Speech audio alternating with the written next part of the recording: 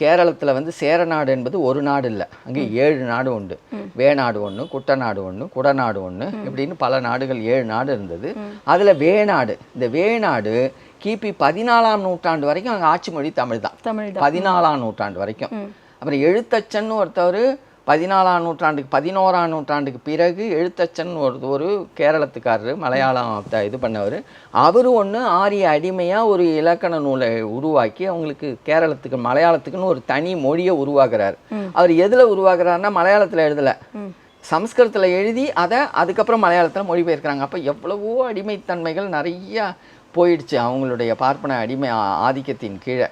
அதையெல்லாம் உடைச்செறிஞ்சு நம்ம உண்மை வெளியே கொண்டு வரதுக்கான பெரும் முயற்சி தான் இன்றைக்கும் கேரளத்தில் அவங்க சுரவம் நம்ம சொல்லுடைய இதிலே தான் சுறாமீனுக்குன்னு வச்சில்ல அவங்க அதே மாதிரி ஒவ்வொன்றுத்துலேயும் வச்சுருக்குறாங்க. மகரம்னு வச்சுருக்குறாங்க, சிம்மம்னு வச்சுருக்குறாங்க, கற்கடகம்னு வச்சுருக்குறாங்க, மடங்கள்னு வச்சுருக்காங்க, இப்படி நிறையா வச்சுருக்காங்க.